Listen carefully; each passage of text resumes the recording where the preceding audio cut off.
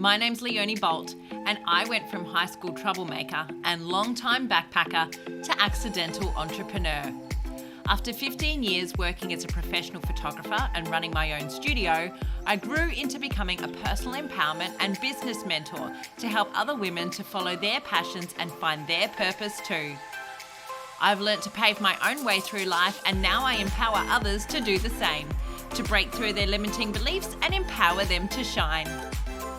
Welcome to the Empowered to Shine podcast, where we dive deep into creating a life by your own design.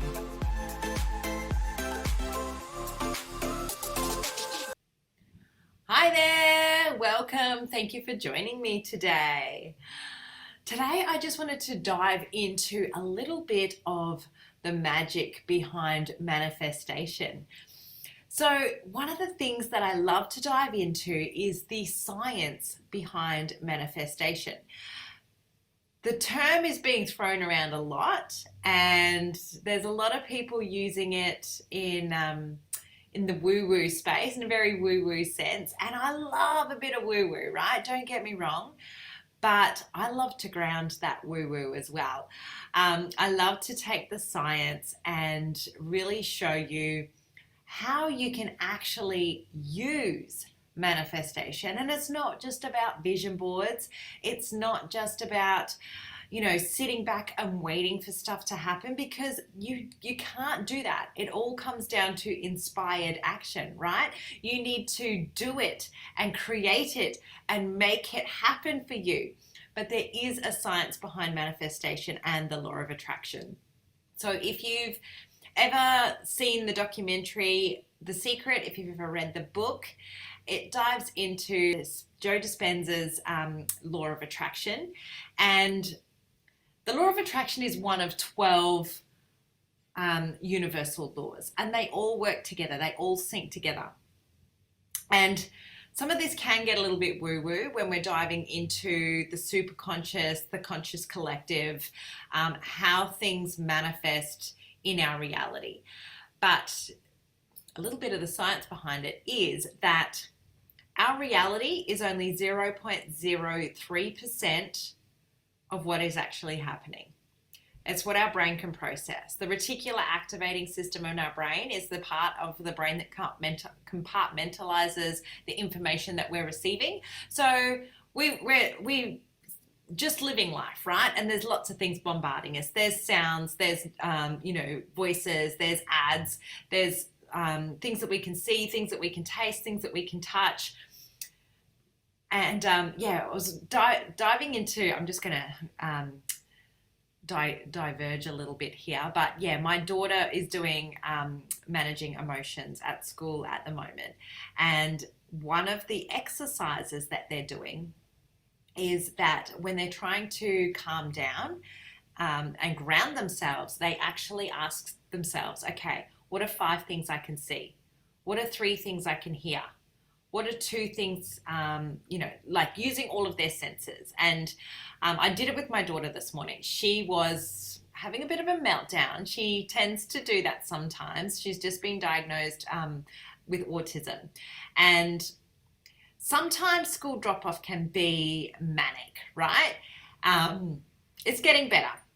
She's 8 now, and we haven't had an incident for a while, but it's all just kind of come out as we've been doing this process of getting the diagnosis, and now the teachers all know. And so it does make my life a lot easier doing the school drop-off when there's a meltdown, and the teaching staff actually understanding what it is that we're going through. But they've actually brought in all of these emotion regulating systems, because there are quite a few kids in that particular grade. And when it comes to autistic kids, I've come to the realization that they are actually just, and I mean, you probably know this too, they're just operating on a different wavelength. So when my daughter was little, even before she could walk, she was really profound. She was a little owl. She'd sit there and take in all the information and process it and just come up with things that I was like, where the hell did you pull that? 18 months old, pulling together full, conversations.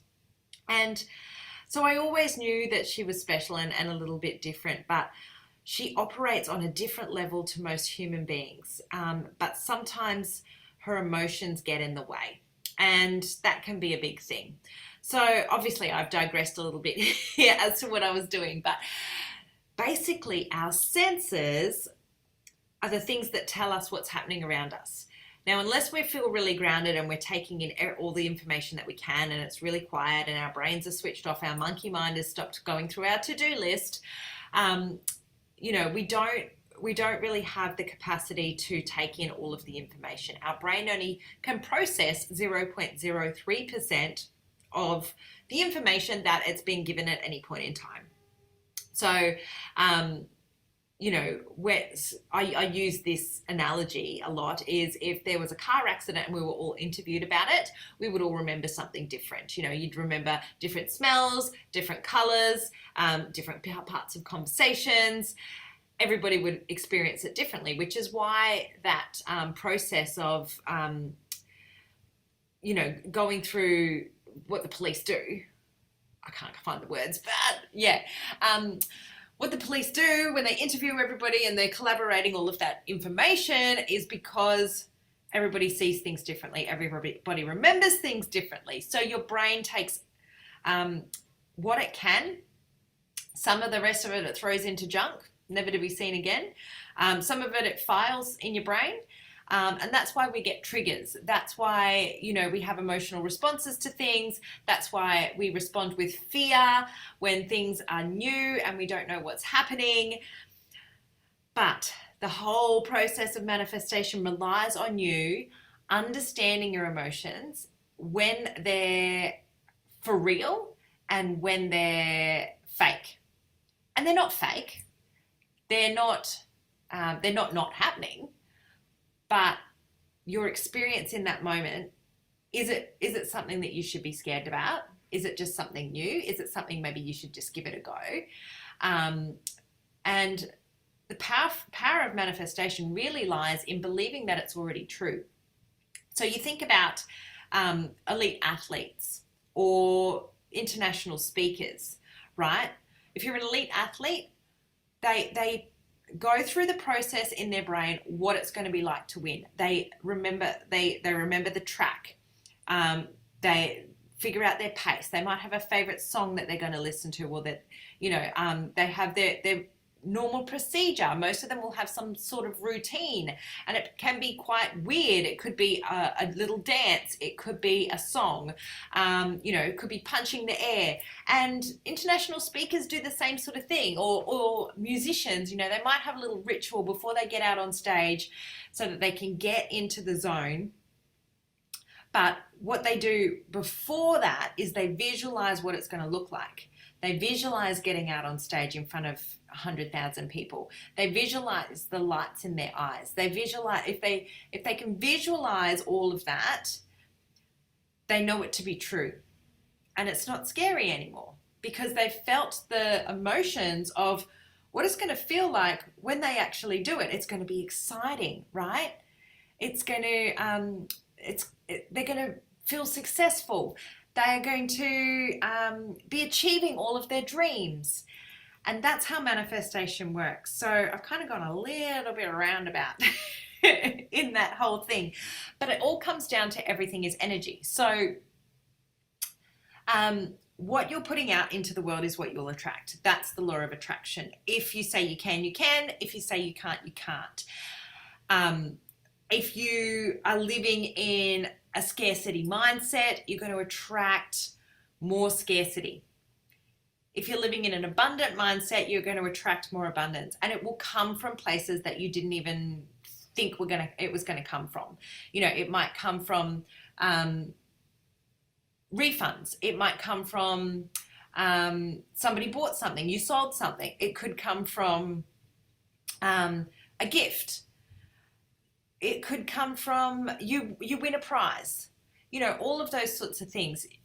All of that sort of stuff is abundance. And the more you live in an abundant mindset, the more you attract. If you live in a scarcity mindset and you're constantly going, oh my God, I don't have any bookings. Oh my God, another person just cancelled. Oh my God, there's no money in my account. Oh my God, there's more bills. if you focus on that, you attract more of that. All of a sudden there's more bills, right? They just keep arriving. They were probably already coming, but by concentrating on it, you're going to attract more of it. More things will start to happen.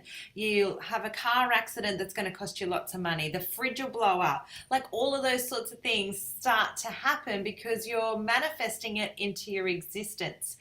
And as human beings, spiritual beings living a human existence, we have the power to manifest using energy and creating it, because it happens first.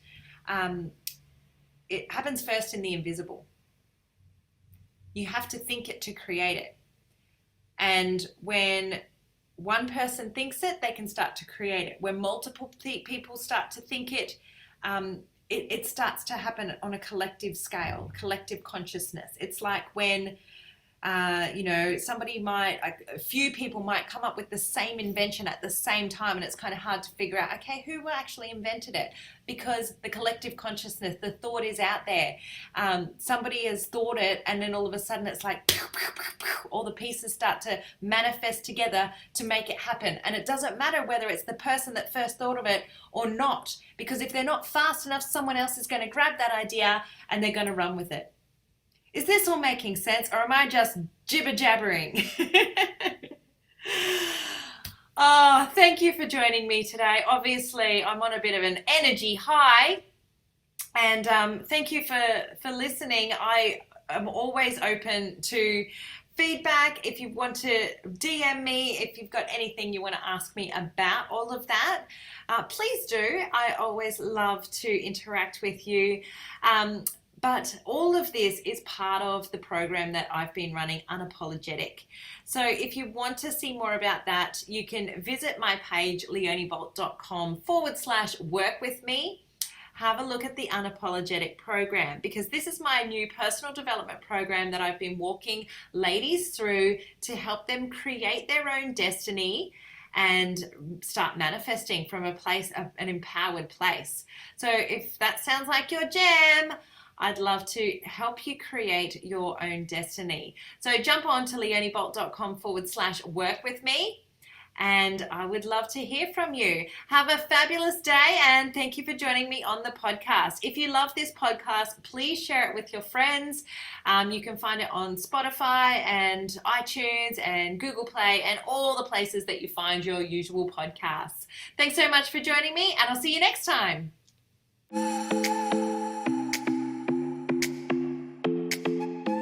Thank you for listening to the Empowered to Shine podcast. My name's Leonie Bolt, and I'm glad that you were able to join us today. I hope you got some serious inspiration from today's episode. If you'd like to find more episodes, go to leoniebolt.com/podcasts or start subscribing on your favorite podcast streaming channel. I look forward to seeing you again soon.